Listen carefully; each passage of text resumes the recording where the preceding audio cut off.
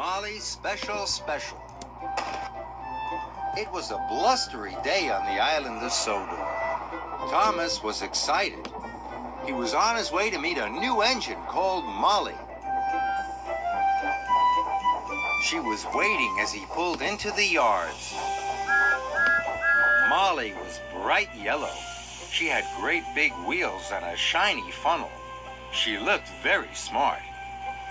"Hello," Thomas puffed cheerfully. "Hello," Molly chuffed back. Molly looked sad. "What's the matter?" asked Thomas.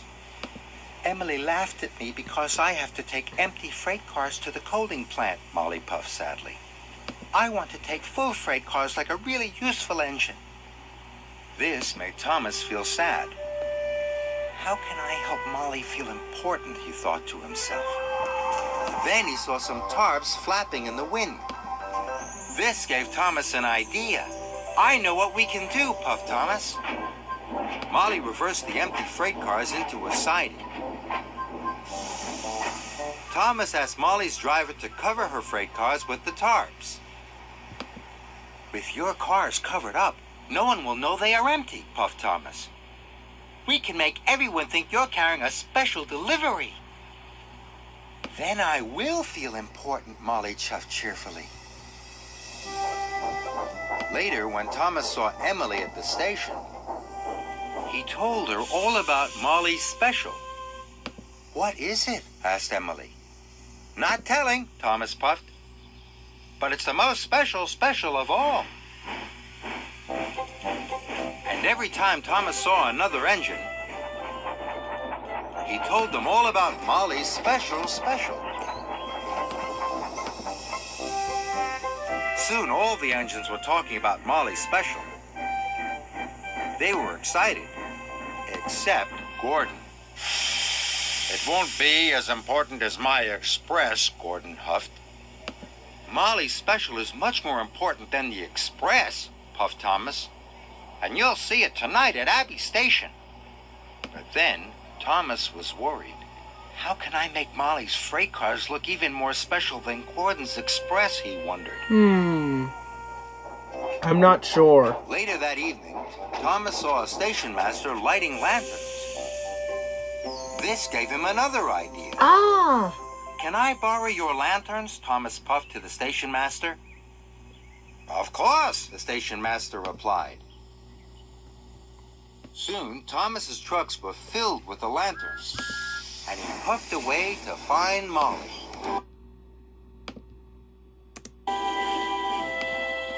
Soon, Molly's freight cars were decorated with the beautiful lanterns.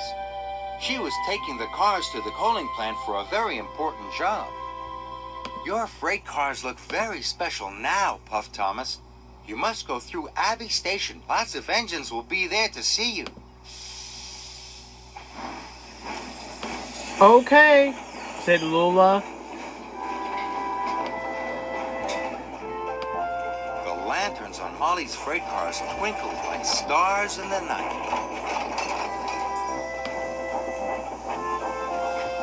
When Thomas and Molly arrived at Abbey Station, Emily, Percy, and Gordon were waiting. Percy gasped. "Whoa! She looks magnificent," exclaimed Emily. And for the first time since she'd been on Sodor, Molly felt special, but not for long. A strong gust of wind blew one of the tarps into the air. "Oh no!" gasped Thomas. Now everyone could see there was nothing inside. "Those freight cars are empty," Gordon huffed. "I knew it couldn't be as important as the Express." "So there isn't a special?" Percy puffed sadly. Oh dear. Molly felt silly and not very important at all. So she puffed away as fast as she could. Wait! Lola! Thomas felt very bad. Oh. Just then, Sir Topham Hatt called the station master. And the station master came to see Thomas. "There are lots of engines waiting at the coaling plant," the station master said. "They're waiting for Molly's freight cars." "Oh no," moaned Thomas. "I've got to find Molly quickly." I gotta find Lola quickly! Molly had stopped in a siding. She looked very sad.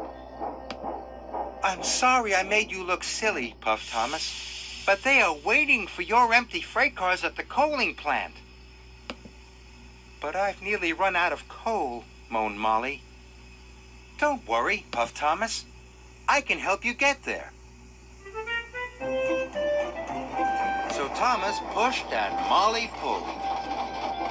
Thomas and Molly worked together. And they arrived at the coaling plant in no time at all. There were lots of engines waiting for them. They all needed the empty freight cars to start their nighttime deliveries. Your empty freight cars were important after all, puffed Thomas. Molly felt so proud it made her axles tingle. We need even more freight cars, chuffed Henry. I'll get them, Molly chuffed cheerfully. And I'll help, puffed Thomas. Thank you, Elijah and Lula. You Molly two are the filled up best. with more coal, then Molly and Thomas raced back to the yard. They collected some more empty freight cars, and they puffed quickly away.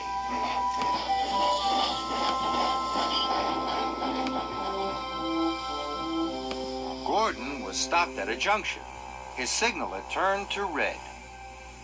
Out of the way, puffed Molly. Empty freight cars coming through? You see, laughed Thomas. Sometimes empty freight cars are more important than your express. Gordon's face went as red as the signal. And Molly felt more special than special.